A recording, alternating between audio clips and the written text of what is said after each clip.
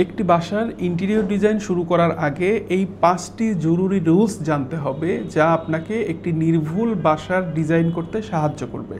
বেশিরভাগ মানুষই interior design শুরু করার আগেই কিছু কমন ভুল করে বসেন, যার ফলাফল হিসাবে দেখা যায় বাজেট নষ্ট হয়, এলোমেলো স্পেস তৈরি হয়, এরপর একটা হতাশাজনক পরিস্থিতি তৈরি হয়। আজ আমি শেয়ার করতে যাচ্ছি ইন্টেরিয়র ডিজাইন শুরু করার আগে যে 5টি জরুরি রুলস জানতে হবে যা আপনাকে একটি নির্ভুল বাসার প্ল্যানিং করতে সাহায্য করবে। Rule number 1, function first, design letter.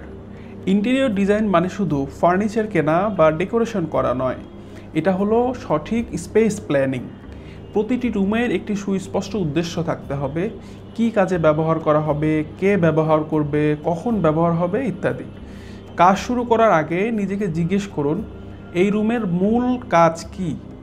অর্থাৎ ড্রয়িং রুমে কি শুধু অতিথিরাই বসবে নাকি এখানে আপনার বাচ্চারাও খেলাধুলা করবে? অর্থাৎ গুরুত্ব বা পারপাস পরিষ্কার না হলে ডিজাইন কোনো ডিরেকশনই পাবে না। ভালো ডিজাইন কেবল তখনই সম্ভব যখন একটি স্পেসের সম্পূর্ণ কার্যকারিতা নিশ্চিত করা যায়। রুল নাম্বার 2, রুমের মাপ ছাড়া ফার্নিচার কেনা। রুমের মাপ ছাড়াই ফার্নিচার কেনা, এই ভুলটা সবচেয়ে বেশি হয়। আগে ফার্নিচার কিনে ফেলায় পরে রুমে জায়গা না হয় অনেক সময় পস্তাতে হয়। তাহলে করণীয় কি? ফার্নিচার কেনার আগে প্রতিটি দেয়াল, দরজা, জানালা এবং ফ্লোর স্পেসের সঠিক মাপ নিন। তারপর সেই অনুযায়ী ফার্নিচারের সাইজ ঠিক করুন। রুমের ফার্নিচার এবং ফ্লোরের একটা রেশিও আছে, সেটা হলো ফ্লোর স্পেসের 60% রাখুন ফার্নিচার এবং 40% রাখুন ফাঁকা জায়গা বা ওপেন সার্কুলেশন। এই 40% খালি জায়গা আপনার ঘরকে আরও বড়, খোলামেলা এবং অর্গানাইজড দেখাবে। রুল নাম্বার 3, রং এবং আলো একসাথে প্ল্যান করা। শুধু দেয়ালের রং সুন্দর হলেই হবে না, সঠিক লাইটিং না থাকলে আপনার প্রিয় রংটিও ফ্যাকাশে ও প্রাণহীন দেখাবে। কালার এবং লাইটিংকে সবসময় একসাথে প্ল্যান করতে হয়। 3টা লেয়ারে লাইটিং করতে পারেন। 1 নম্বর হলো অ্যাম্বিয়েন্ট লাইট।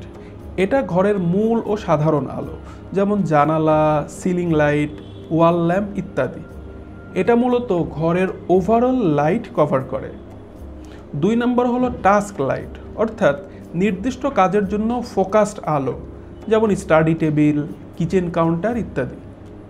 আর 3 নম্বর হলো অ্যাকসেন্ট লাইট, অর্থাৎ ডেকোরেটিভ বা মুড লাইট, যা ঘরের বিশেষ কোনো জিনিসকে হাইলাইট করে। মনে রাখুন, লাইট ছাড়া কোনো ডিজাইনই তার সঠিক ইম্প্যাক্ট তৈরি করতে পারে না। Rule number 4, perfect storage plan না থাকা। আমাদের ঘরের সবচেয়ে বড় সমস্যা হলো জিনিসপত্র এলোমেলোভাবে ছড়িয়ে ছিটিয়ে থাকা, কারণ আমাদের সঠিক স্টোরেজ প্ল্যান নেই। মনে রাখবেন, clean space is equals to beautiful space. এটি ইন্টেরিয়র ডিজাইনের প্রথম সিক্রেট।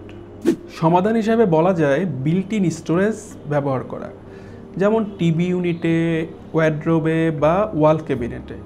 সুন্দর এবং স্মার্ট আইডিয়া হলো বেডের নিচে বা সোফার ডিভানকে স্টোরেজ হিসাবে ব্যবহার করুন।